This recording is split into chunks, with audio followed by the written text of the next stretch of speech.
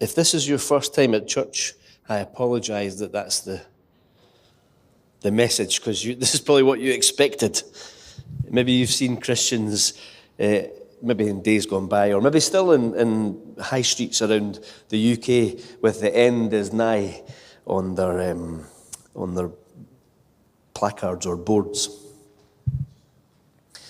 But now you know where it comes from. It does come from 1 Peter. The end is nigh. What does he mean?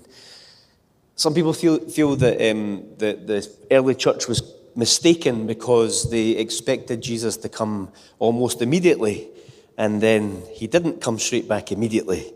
So it could be that they had to change their expectations because they thought Jesus would come almost as quickly as he left. So if you remember, he was raised from the dead, and then he appeared to them, and finally he ascended to heaven, and that all happened within a relatively short space of time.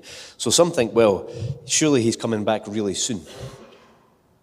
And then they think, well, maybe the apostles or the disciples got it wrong.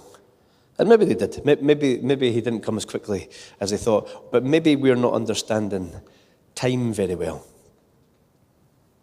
In preparation for today, I went to a gig last night instead of studying, which turned out not to have been a great choice because I also forgot the elders' prayer breakfast this morning, so I had very little time to prepare. But I did do some during the week, I promise. When we were at that gig, around about half an hour from the end, 25 minutes from the end, he said to us, "I'm doing 2 more songs." And then don't worry, I'm doing 2 more songs. Somebody's got smelly feet. 2 more songs and then I'm finished. And then he said, and by the way, we're not doing an encore. He must be feeling too old for it. So he said, we're doing 2 songs. We're not going to go off and come back on again. We're just 2 songs and we're finished. Now you know what's happening. And then he said, now you can give us a clap as if we have been off the stage and come back on again. And so we knew when it was going to finish, or we knew it was going to finish sometime soon. We didn't know quite when it was going to finish, but we knew that this was, the end was in sight. Peter says to them, the end is in sight. Now, did he mean, in a few years' time it's going to be the end? Or did he mean something different? Some people think that what he means is theological time, not normal time. So what he may mean is we have come to the last act in the story of God's dealings with the world. Everything that had to happen has now happened. We've had the law and the prophets. We've had the Exodus and the exile. We've had all the Psalms. We've had all the dealings with God. We've had the New Testament story. We've had Jesus become incarnate. We've had the resurrection. We've had the Holy Spirit come. And now we are in the last stage of the story. So some people think Peter meant the end is nigh, as in we're at the end of the story. And actually now Christ could return any time. It doesn't necessarily mean he's going to come back tomorrow. It doesn't necessarily mean he's going to come back in a month or 2. But we are in the final stage of God's story dealing with the earth. We're at the end. They don't know exactly when it's going to finish. We don't know exactly when it's going to finish. But it is coming to an end.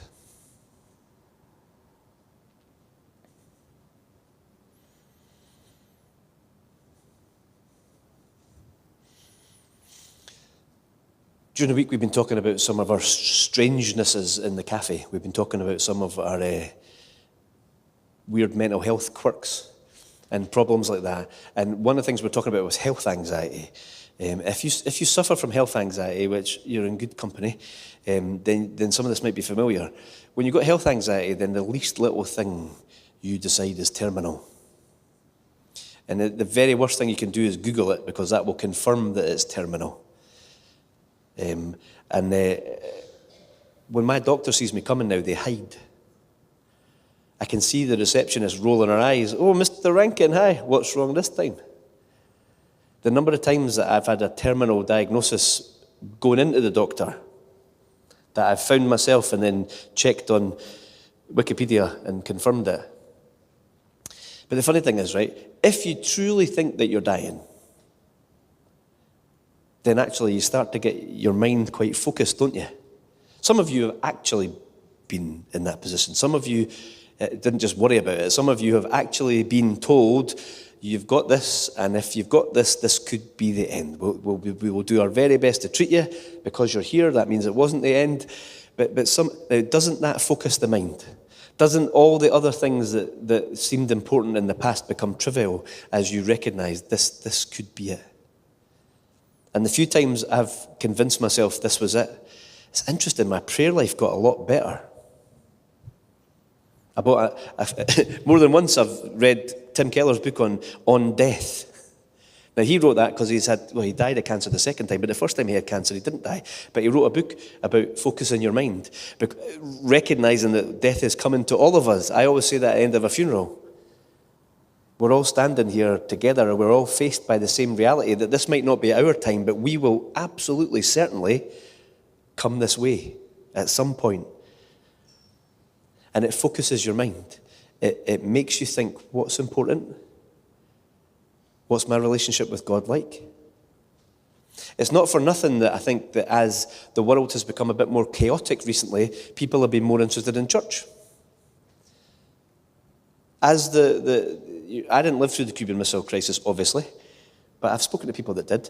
And now, the possibility of nuclear Armageddon is not completely impossible. And isn't it interesting that people are coming back to church? I was sharing a story during the week that after 9/11, the reason that the Redeemer Church in Manhattan, where Keller's from, became very popular, it doubled in size after 9/11. The Sunday after 9/11, they had to hold numerous extra services because there were queues in the door. Hundreds and hundreds and hundreds of people. Because when you face the fragility of life, when you face the reality of how short this is, then it focuses the mind. And Peter says to them, the end of all things is near. What does he say? Be sober-minded and pray.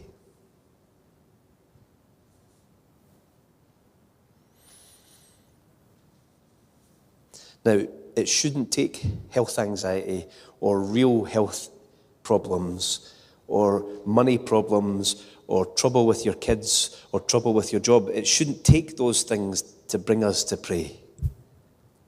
But sometimes that's what it takes. When Peter says later on, some of you can see this as discipline. Sometimes God allows and uses these things that bring trouble to our lives. He uses them to remind us we should be sober-minded and we should be praying because the end is near. We're in the last act. Nobody knows when Christ will return, but we're promised he will return. There's no reason it couldn't be tonight or tomorrow. I've got a Proclaimer song going through my head now about it could be tomorrow or it could be today. There's no reason that it couldn't be now. Maybe he wants to end this sermon.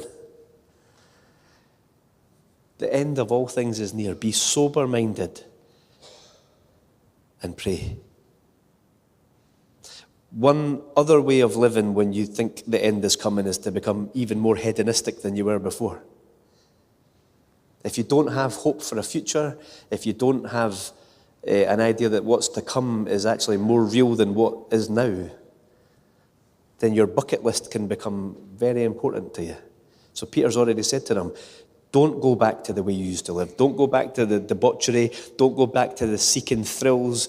Be sober-minded and alert so that you can pray. He also wants us to modify our expectations. So he says to them, don't be surprised about the suffering that you're going through. A member of this church once said to me that in our society, we don't talk about death, we hide it. And even people without faith are starting to recognize that.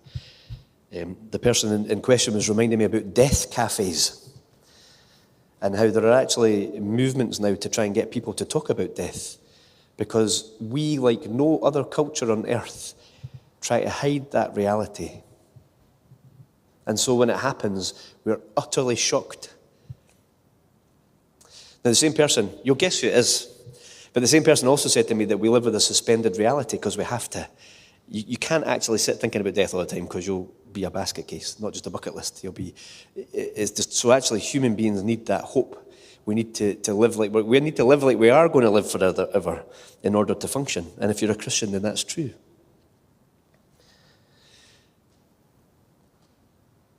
But death is inevitable. And what Peter says to the Christians is, so is suffering. When we suffer, just as when we hide death in this culture, we hide suffering in our culture, don't we? We don't like to see it in the street. We don't like to see people struggling. We don't really want to hear about it. Peter says to them, suffering is inevitable in this life. You can't get rid of it. But as a Christian, you actually need to anticipate it. Do you remember at the beginning he said, you're aliens, you're strangers in this world. This is not your home. And that means there will be a level of discomfort. And instead of being surprised about it when it comes, you should anticipate it, expect it. It is inevitable. One of the reasons that apparently we end up struggling with depression and anxiety and all these things, one of the reasons is that life does not live up to our expectations. And so it's hard to cope with that. But sometimes it's not life that is the problem. Sometimes it's the expectations that are wrong. Peter wants them to be sober-minded and to be aware that in this life there will be suffering, there will be struggle. But he also wants to know that as a Christian, there's hope in the suffering and struggle. For Christians, there is purpose to it. The death and resurrection of Jesus Christ means that even our suffering can be used for our good. Suffering in this life is inevitable. It comes to Christians and it comes to non-Christians. It may come because of your faith. Remember I said ages ago, don't be a tool? Well, he explains that now. He says, you shouldn't suffer because you're an idiot. And you see the one that was interesting? I know most of you are not meddlers. Sorry, most of you are not murderers and the kind of things. But meddlers is an interesting one, isn't it? I wonder what he meant. Don't be a meddler. So we shouldn't bring suffering upon ourselves because we are annoying to everybody deliberately. However, in our suffering as a Christian, there is purpose. God can use it to refine us. At the very least, he can use it to make us pray. Prayer's not just asking God for help. Prayer's not just asking God for things. Prayer is living with the recognition of the heavenly reality and the reality of God at all times. The reason you can pray without ceasing is because although you can't get on your knees, close your eyes and ask God for help all the time, you can live constantly in recognition of his existence, of his truth, of his reality, and of his grace and goodness. Suffering is inevitable. But when we suffer with Christ, it has purpose. It is refining us and making us holy so that we are ready to live with him in eternity. And so we do not lose hope because God is so wonderful, he can even use the bad things we experience ultimately for our good. Now this is going to seem like a bit of a segue, okay?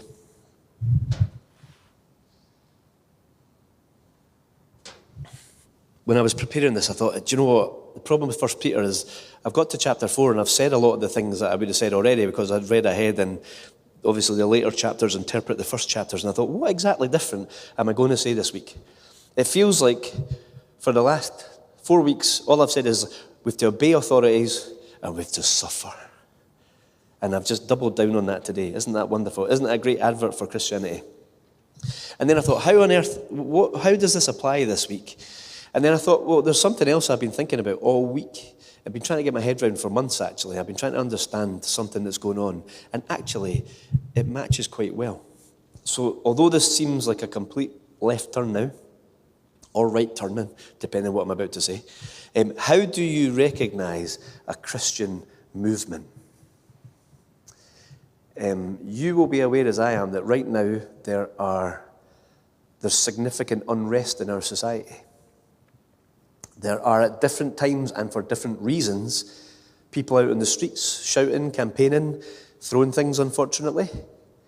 And I don't really remember the miners' strikes really well, and I certainly don't remember the civil rights movement. So for me, this has been one of the most chaotic times that I remember in a long time. I suppose I remember the poll tax stuff, but the point is, it seems pretty chaotic across the whole of what we would used to call the Western world. It seems that there's a lot of anger, it seems as there's a lot of strife, there's a lot of chaos. And some of the things that are happening claim to be happening in the name of Christ. Some of the movements claim to be happening, claim to be reclaiming Christianity or in the moving for Jesus. These are the current things that are happening. We don't have to think too many years back after George Floyd. There were other movements that claimed to be often in the name of Christ. There was chaos in the streets. There was bombs, fire bombs, and police stations getting taken over. So even in the last 5 years, before and since COVID, it feels like life is quite chaotic. Not even to mention the wars and what so. How do you recognize if a movement is Christian in amongst all the people on the streets campaigning and shouting and doing much worse things? How do you recognize when what you are seeing is genuinely Christian? I think that what Peter has said reveals that to us. Oh, there we go. The church that I did my probation in, which is going back a bit now, is a church called Gorgie, next to Tynecastle in Edinburgh. And there, I heard that, and their mission statement was pray, love, serve. Pray, love, serve. And I suspect, which I didn't know before, is it probably came from 1 Peter. Peter says, how do you recognize a Christian movement? Recognizing that the end is near. Remember that they too lived in a time when there was chaos. Christians at that point were an oppressed minority. Christians at that point, they weren't being treated as badly as they would be treated. They weren't out and out being thrown to the lions and imprisoned. At this stage, they're probably just being shouted at and mildly abused. But they are an oppressed minority whose lives are getting tougher and tougher. How should they respond in society? What should they do? And Peter says, be sober-minded so that you can pray. How do you spot a Christian movement? They pray. They don't take to the streets and throw things. They don't set light to things. They don't physically attack people. They're not violent. In fact, they do something that seems weird. They pray. They might pray publicly, they might pray privately, but they devote themselves to prayer. If you remember in the last few weeks, when we were talking about oppressive structures that people lived in, and I said to you that there was a trajectory of the gospel and the Holy Spirit to set people free from oppression, but what they weren't to do was to go out into the streets and fight.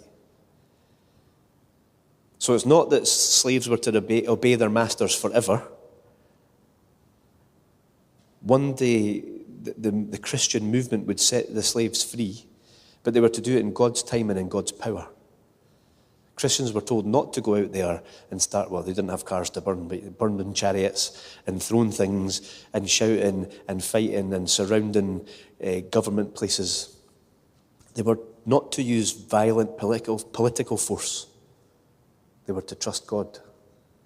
And the primary source of trust in God, the primary action of trust in God is to pray. Now, I'm not saying we have to be completely passive. But if you want to know if a movement's Christian, then is it a praying movement or is it a physically violent movement? Secondly, is it filled with love?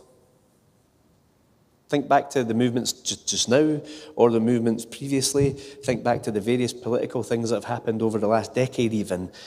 Are they movements of love? Peter tells them to love each other in the church. So, when they're under pressure, when they're oppressed out on the outside, the relationships within their community can break down. And Peter says, make sure you love one another. When churches are under pressure, it's easy for them to start going for each other. The same way that when families are under pressure, it's easy to fall out. We were doing a thing in Awake this morning, and the guy said, if you're unkind to somebody, we're talking about using our mouths and how they're powerful, and he said, if you're unkind to somebody, not only do you cause trouble between you and them, quite often they go off and be unkind to somebody else. And I was saying, that's what happens. I know that in my house. If Ruth and I are having a discussion where we're on different sides of that discussion, then quite often I'll be stricter with the kids than normal. Because I'm having a difference of opinion with one person, but then I'm slightly more narky with other people who've got nothing to do with that. So they're told to love one another within the church. But Christians are told, Jesus told us to love our enemies and pray for their blessing. So you can recognize a Christian movement is that not only do they pray, but they pray blessing upon their enemies and want good for them. Last night, at the gig, the song was sung again, I Wish You Peace in Your Heart. And I don't know if you remember a year or so ago, he came and sang that here. And because I was thinking about the sermon, I was thinking, Christians are supposed to wish their enemies peace in their heart. We're supposed to love our enemies. So if it's a Christian movement, is it a prayerful movement rather than a politically violent movement? And does it love its enemies, and does it show love to them? Thirdly, service.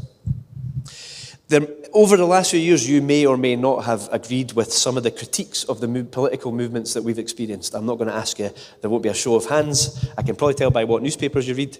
So you may have thought that there was merit to some of the arguments in some of the political movements in the last 5, 6, 10 years. You may have agreed with some of them. You certainly might have agreed with their critique. You may share some of their anxieties. What I'm really challenging is not the problems that people see in society. What I'm trying to look at is the response. You may feel that there's things that are wrong in our country.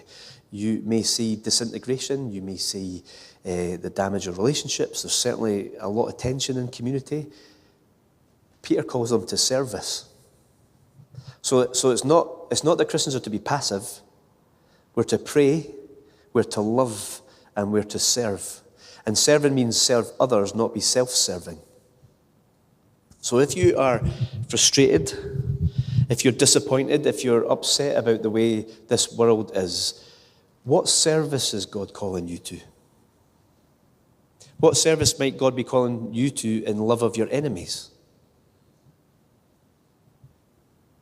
The early church very seldom took to the streets. I was trying to think about it. Yes, Jesus flipped the tables in the temple. Sometimes there might be call for being more vocal. They certainly were vocal, and Jesus spoke.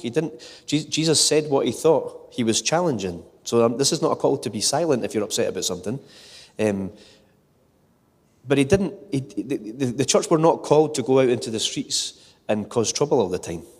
Sometimes it followed them. But I was thinking, I can only think of one procession. And that was waving palm branches and riding donkeys. But if God is not calling us to be passive, how is God calling you to serve? What is it that you might do? If you think there's something wrong in your neighborhood, in your society, how are you serving? How are you praying? How are you loving your enemies? And how are you serving? It made me think of Greta. It made me think of 20 years of running baby and toddler groups with very little thanks. And some of you were involved in that too. It made me think of my own granddad, adopted granddad actually, who gave up his evenings to run boys' clubs for kids from Leith. And he did it for decades. And then when he finished it, his kids took it on. And when they finished it, me and my friends and family took it on. But the point is, that this guy, in his spare time, he was a busy housing officer, right? But in his spare time, he ran boys' clubs for kids for Leith. And it was life transforming. Just like I meet people still with their children or grandchildren that remember what Greta did and those who were working with her. And I still meet people now who are, I know 70-year-old men, older than that, whose lives were transformed by the work that guys like my adopted granddad did. As a Christian, you can make a huge difference. Do you know, I shouldn't forget, because I'm seeing looking at Julie, I talk regularly to people that Julie and Simon work with in this neighbourhood. I reckon the reason that this church has such goodwill, I mean, we can't tempt fate in church, can we? But I think one of the reasons this church experiences so little vandalism, right, is the years of work that was done with, there's a huge amount of goodwill still in this neighbourhood because of the years of youth work that were done at Riverside when it first started by Julie and Simon, not forgetting. And yeah, I know. Yeah, we all know that. But the point is, it's not just working with children. What service is God calling you to make this a better place to be? What service is God calling you to love your neighbours and your enemies? What service? He's certainly calling you to prayer. If you can't do anything else and you're too tired, he's certainly calling you to pray. And to pray blessing and peace upon those you disagree with. Maybe it is a business to start. Maybe it's not just, service is not just coming and doing something in the church, although it's always great and well received. It might be the business that you do. It might be that God is calling you to do something, whether it's a club, whether it's work, whether it's a business, whether it's a hobby. I don't know. Maybe it's just a loving relationship with your neighbours, which is sometimes harder, isn't it, than starting a club. What is God calling you to? If you're concerned about the state of the world, if you're concerned about our nation, if you agree with any of the critiques of any of the movements in the last few decades, rather than calling you to protest and violence and smashing things and shouting and making people afraid, love, prayer, and service to your community. What is God calling you to? Lastly, how do you recognize a movement of Christians? They pray, they love, they serve, and lastly, they suffer. Most of the movements I've seen, where they most differ with what I think Christ has called us to, is that they go out to cause chaos. They try to bring together political power. And actually they try to make other people suffer. The amazing thing about Christians is that Christians suffered for the good news. And actually that's how it spread. They were willing to make personal self-sacrifice. In fact, loving your enemies and praying for them is personal self-sacrifice. It's doing the opposite of everything that your internal humanness wants to do. To love your enemies, to love those who vote differently from you, to love those who are activists for things that you don't like. To love your enemy is a form of self-sacrifice. Jesus told his followers that they would have to pick up a cross and carry it like he did. In fact, Jesus changed the world because he went to the cross. He didn't exercise his power. He didn't exercise his rights. He didn't intimidate. He didn't threaten violence. Well, not till the very end when he comes back. So Jesus was willing to die. Movements that are willing to kill or make other people suffer, you must question whether that's a movement of the Holy Spirit. But where people are willing to sacrifice themselves, starting with loving their enemies and moving towards sacrificing their wishes, their hopes for the sake of their others, even their enemies, that's a movement of Christ. Peter says to the church, be sober-minded. You may feel that you're a stranger. You may feel that you don't belong here. That's because you don't. You belong to God's kingdom. He said, pray. He said, love. He said, serve. He said, don't shy away from suffering, but recognize that this is the path of Christ, which brings life to the world. Let's pray.